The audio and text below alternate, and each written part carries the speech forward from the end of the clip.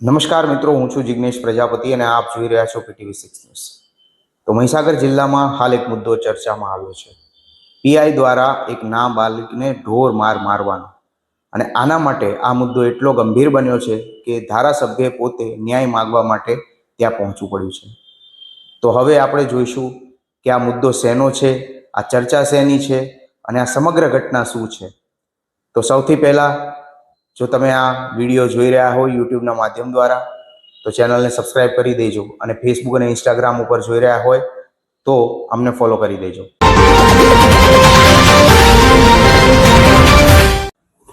મહીસાગર જિલ્લાના બાલાસિનોર તાલુકામાં ચોરીના કેસમાં શંકાના આધારે 13 વર્ષના નાબાલિગ નિલેશ ઉપર પોલીસ દ્વારા મારવામાં આવ્યો હોવાનો ગંભીર આરોપ સામે આવ્યો છે। આરોપ મુજબ પીઆઈ JN સોલંકી દ્વારા પોલીસ સ્ટેશન પાછળ આવેલા કોમ્પ્લેક્સમાં લઈ જઈને બાળકને ઢોર મારવામાં આવ્યો હતો। સ્થાનિક લોકોનો આરોપ છે કે ત્યાં ખાસ એવા નવા રૂમ રાખવામાં આવ્યા છે જ્યાં સીસીટીવી નથી, જેથી કોઈ પણ પ્રકારની કાર્યવાહી છુપાવી શકાય।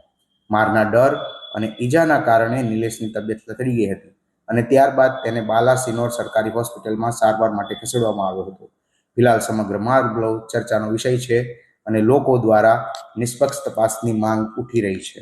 તેમ છતાં જલ્દી હું અહીંયા આવ્યો, મેં કહું મારે જવું જોઈએ અને અહીંયા આવીને જોયું છે તો ખરેખર આ રીઢો ગુનેગાર નથી અને મોટો રીઢો ગુનેગાર હોય તેની તપાસવાની રીત હોય, પણ આ રીતે સીધા મારવાના ગામના જે મુખ્ય ચૂંટીને આવેલા પ્રતિનિધિ એવા સરપંચ કહેવાય, સરપંચને પણ ધમકી આપીને ગાડીમાં બેહાડી દેવાય એ ખોટું છે, બિલકુલ ખોટું છે ને આ રીતે એના બા પણ ખૂબ જ વૃદ્ધ છે ને એમને પણ ખૂબ ગભરાઈ ગયા છે ને એ સ્થિતિમાં આજે અહીંયા અમે મુલાકાત લીધી છે, ગામ આગેવાનો પણ અહીંયા છે।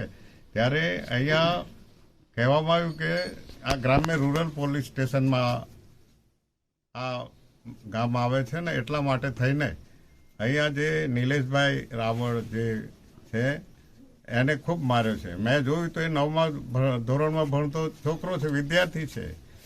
આ પોલીસ જે કંઈ હોય, જમાદાર હોય, પીઆઈ હોય, PSI હોય, DYSP હોય કે SP સાહેબની કામગીરી તો ઘણી સારી છે, મેં જોયું છે, અનુભવ। ગઈકાલે પણ દેવ સોજના હતા, કંઈ હું વીરપુર હતો એ દેવ આવેલા, એટલે એમની કામગીરી સારી છે, પ્રશંસનીય છે ને એ રીતે નીચેનો જે કંઈ સ્ટાફ છે અને જેણે જે આ કૃત્ય કર્યું છે તો ભગવાન માફ નહીં કરે, અમે તો ઠીક છે તો ભગવાન માફ કરશે, કહીને છૂટી નહીં જતો, આપણે કહીએ એ પડે છે અને પડે જ છે। એટલે આ ગરીબ માણસને આ રીતે માર્યો છે એ ખરેખર બહુ ખરાબ કૃત્ય કર્યું છે અને આને સજા મળવી જોઈએ।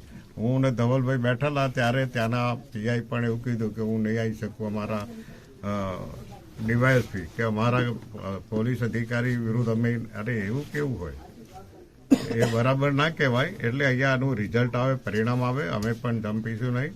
થોડા દિવસમાં 16મી તારીખે વિધાનસભા ચાલુ થવાની છે, પછી સાચું હોય તો સાચું અમે ત્યાં રજૂ કરીશું, ધવલભાઈ છે, હું છું, એટલે અહીંયા કરવું હોય તો બધું જ થઈ શકે, પણ અહીંયા કોઈ ફૂટશે નહીં। એ બાલાસિનોર જે કંઈ થતું હોય થાય, નહીં તો મેં મારા જીવનમાં કોઈ પણ ખેડૂતો માટે બે કપડો જઈને પોલીસનો મારેલી છે પીઆઈ, એમાં કશું એ છે નહીં। આ ઉદ્દેશી આપણા જિલ્લા પંચાયતમાં ચૂંટાયા ત્યારે 100 SRP હતી, અરે 100 બોર્ડર પોલીસ હતી, હાયરિંગ થયું હતું, બરાબર, ટીયર ગેસ છોડ્યા હતા અને 14 વર્ષ કેસ ચાલ્યો। એટલે આપણે એમાં કદાચ કોઈ હોય, કોઈ નવા છોકરાઓને ખબર ના હોય। ઘટના એવી બની છે કે લીંબોજ માતાના મંદિરે મારો છોકરો ગયો હતો કચરો પોતું કરવા અને ત્યાં ચોરી થઈ છે અને આ લોકોએ સકના ડાયરામ પોલીસ સ્ટેશને લઈ ગયા હતા સાહેબ, અને સકના ડાયરામાં લઈ જઈને મારા છોકરાને માર્યો છે, બરોબર બહુ માર્યો છે, હાથમ માર્યો છે અને પગમ માર્યો, બરોબર માર્યો અને ચામડા નીકળી ગયા અને એનાથી ચલાતું બી નહીં સાહેબ। અને તમારથી આ કોઈ વિડીયો જોવે એ સાહેબ સપોર્ટ કરજો અને મારા છોકરાને ન્યાય અપાવજો, એટલું કરજો, મારા ન્યાય અપાવજો સાહેબ। તો આપે જોયું તેમ બંને ધારાસભ્યો પીડિતને ન્યાય અપાવવા માટે મેદાનમાં છે અને હવે પીડિતને ન્યાય મળશે કે કેમ તે તો આવનારો સમય બતાવશે, પણ ધારાસભ્યો પીડિતને ન્યાય અપાવવા માટે ત્યાં પહોંચ્યા છે, છતાં પણ પીડિતને ન્યાય મળવામાં વિલંબ થઈ રહ્યો છે। તો ક્યાંક કાચું કપાઈ રહ્યું છે, હવે વિચારવાનું રહ્યું। તો આ ઘટનાને લઈને તમારું શું કહેવું છે તે કોમેન્ટમાં જરૂર કહેજો।